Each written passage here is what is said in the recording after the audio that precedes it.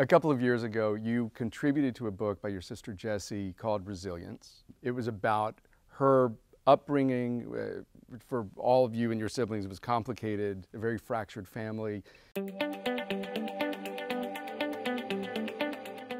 She was undiagnosed as bipolar until the age of 50.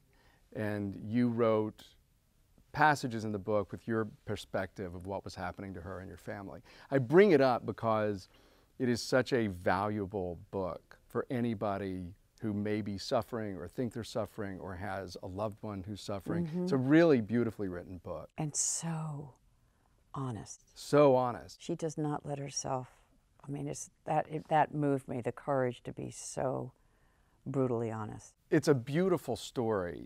People know the story, but your family was in a religious organization. Many people would call it a cult, called the Moral Rearmament. And your parents, at a delicate time in their own lives, joined it and were taken away from the kids, and the kids kind of were scattered to the wind. And there was a lot of suffering that went on because of it, which she writes so beautifully about in the book, and so do you. But the end of that story is that there was a tremendous amount of forgiveness.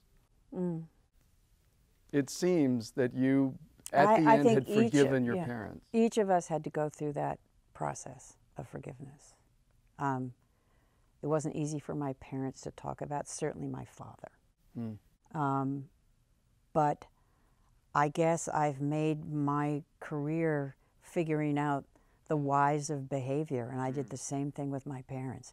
And I've learned more and more about them and more about what their situation was and how vulnerable they were at certain times. So I think I really understand why they were so vulnerable to a group like that, not knowing the devastation that it would cause their children. But my dad was 7 when he was sent away to boarding school, and it was traumatic for him, but he visited the same thing upon his kids. There came a point where I got very, very angry at my father, and I wrote him this letter where I was absolutely honest. I said, you don't deserve to be called our father. I mean, it was so harsh. In fact, I read it to my mother and I read it to my siblings. I said, I'm just going to send this to Dad, because he was a narcissist, and he was brilliant, but he definitely had a dollop of narcissism. And I think, women, and I did it with him, and I think my mom did it. You say, oh, but we know that underneath there's this fragility, and he really is, wanting to be loved because he was abandoned, and, you have to prove that you're worth loving, and so you're this. And I think that goes to a certain point, but you have to make sure that it doesn't go to the point where you're an enabler.